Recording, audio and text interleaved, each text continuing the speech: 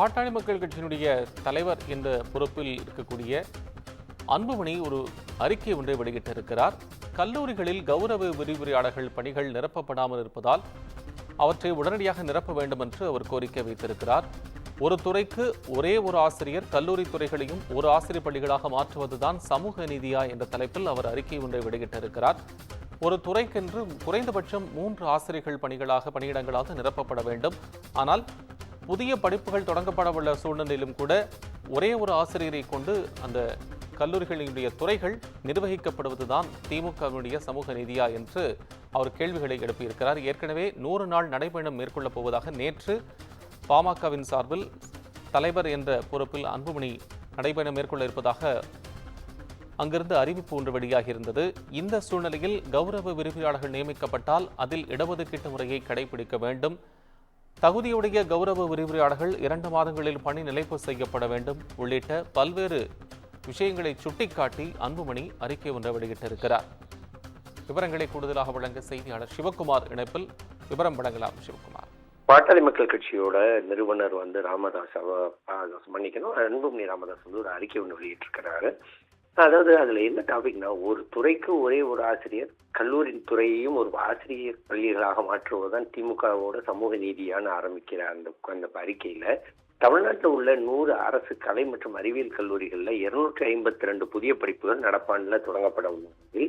அந்த படிப்புகளை நடத்துவதற்கு 252 கௌரவ விரிவுரையாளர்களை மட்டுமே நியமித்துக் கொள்ள தமிழக அரசு அனுமதித்துள்ளதுனோ, பொதுவாக கல்லூரிகளில் புதிதாக தொடங்கப்படும் துறைகளில் முதல் கட்டமாக 3 ஆசிரியர்களாவது நியமிக்கப்பட வேண்டும் என்ற குறைந்தபட்ச தேவையை கூட நிறைவேற்ற தமிழக அரசு மறுத்திருப்பது கண்டிக்கத்தக்கதாகவும் குறிப்பிட்டிருக்கிறாரு.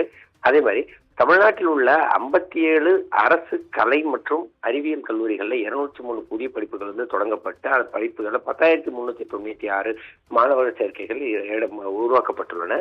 மேலும் 43 கல்லூரியில 49 பாடப்பிரிவுகள் ஏற்படுத்தப்பட்டு அவற்றில் 2,950 மாணவர் சேர்க்கை இடங்கள் புதிதாக ஏற்படுத்தப்பட்டுள்ளதாகவும், மொத்தம் 100 கல்லூரிகளில் 252 புதிய படிப்புகள் அறிமுகம் செய்யப்பட்டு அவை 13,346 மாணவர் சேர்க்கைகளுக்கு புதிதாக இடங்கள் ஏற்படுத்தப்பட்டுள்ள நிலையில் அவற்றுக்கு ஒரு படிப்புக்கு ஒரு ஆசிரியர் வீதம் 252 ஆசிரியர் மட்டுமே நியமித்துக் கொள்ள அரசு அனுமதிக்கிறதும், அவர்களுக்கு கூட நிரந்தர பேராசிரியர்களை அவர்கள் அனைவரும் மாதம் 25,000 ஊதியம் பெறும் கௌரவ விரிவுரையாளர்கள் ஆவர் அப்படின்னு கூப்பிட்டிருக்கிறாரு.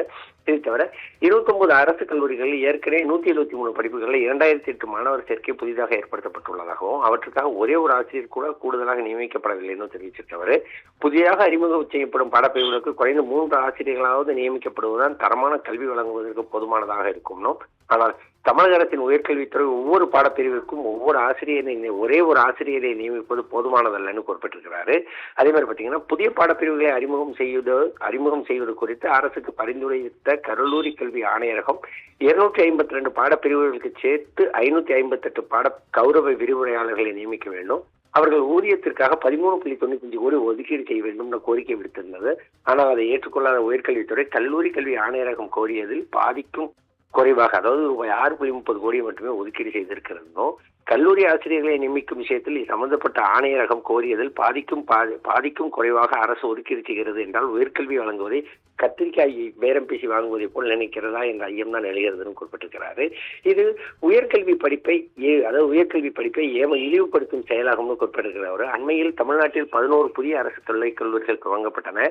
ஒவ்வொரு கல்லூரியிலும் 5 புதிய பாடப்பிரிவுகள் தொடங்கப்படும் அறிவித்த தமிழக அரசு அவற்றை நடத்துவதற்காக தலா 12 உதவி பேராசிரியர் பணியிடங்கள் உருவாக்கப்படும் ஆணையிட்டது. புதிய கல்லூரிகளில் தலா ஒரு பாடப்பிரிவுக்கு தலா 2 ஆசிரியர்களை கூடுதலாக நியமிக்கும் தமிழக அரசு ஏற்கனவே உள்ள கல்லூரிகளில் மட்டும் புதிதாக தொடங்கப்படும் பாடப்பிரிவுகளுக்கு மட்டும் ஒரே ஒரு ஆசிரியரை நியமிப்பது எந்த வகையில் நியாயம்னு கேள்வி கேட்டிருக்கிறாரு. ஒரு ஆசிரியரை கொண்டு தரமான கல்வியை வழங்க முடியுமான்னு சந்தேகம் எழுப்பியிருக்கிறாரு. தமிழ்நாட்டில் தரமான கல்வியை வழங்குவதாக கூறிக்கொள்ளும் திமுக அரசு 400க்கும் மேற்பட்ட கூடுதலான பள்ளிகளை ஓராசிரியர் பள்ளிகளாகவே நடத்துகிறதாகவும், அதே போல் அரசு கலைக்கல்லூரிகளின் துறைகளையும் ஓராசிரியர் துறைகளாக மாற்ற தமிழக அரசு துடிக்கிறதுன்னு குறிப்பிட்டிருக்கிறாரு. தமிழக அரசின் இந்த அணுகுமுறை உயர்கல்வியின் தரத்தை குழி தோண்டி புதைக்கும் நிலைக்குத்தான் இட்டுச் செல்வதாகவும் குறிப்பிட்டிருக்கிறாருங்க. அதே மாதிரி பார்த்தீங்கன்னா, தமிழ்நாட்டில் உள்ள 129 கல்லூரிகளில் நடப்பாண்டில் 15,534 மாணவர் சேர்க்கைகள் கூடுதலாக ஏற்படுத்தப்பட்டுள்ளன. ஆனால் அந்த மாணவர்களுக்கு கல்வி வழங்குவதற்காக தமிழக அரசு ஒதுக்கியுள்ள தொகை 6.3 கோடி தானோ.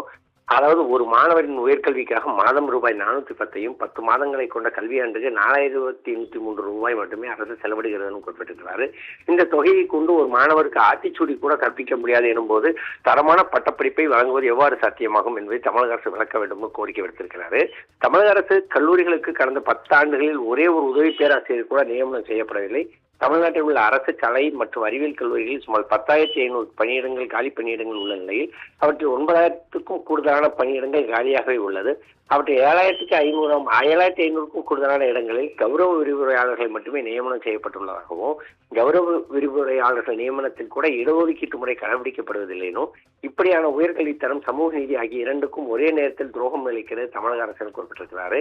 இந்த போக்கை இனியாவது கைவிட வேண்டும் கோரிக்கை விடுத்ததோடு இல்லாமல் தமிழக அரசு கலை மற்றும் அறிவியல் கல்லூரிகளில் புதிதாக தொடங்கப்படும் பாடப்பிரிவுகளுக்கு 1ஆம் ஆண்டில் குறைந்தது தலா 2 நிரந்தர ஆசிரியர்களாவது நியமிக்கப்பட வேண்டும்னோ அனைத்து கல்லூரிகளிலும் உள்ள காலியிடங்கள் அனைத்தும் நிரப்பப்பட வேண்டும்னு குறிப்பிட்டிருக்கிறார். இனிவரும் காலங்களில் கௌரவ விரிவுரையாளர்கள் நியமிக்கப்பட்டால் அதில் இடஒதுக்கீடு முறை கடைபிடிக்க வேண்டும். தகுதியுடைய கௌரவ விரிவுரையாளர்கள் 2 மாதங்களில் பணி நீட்டிப்பு செய்யப்பட வேண்டும் அப்படிங்கிற அறிக்கையோட தன்னோட அறிக்கையை முடிச்சிருக்கிறார். கோபால், நன்றி சிவகுமார், உங்கள் அண்மை விவரங்களுக்கு நன்றி.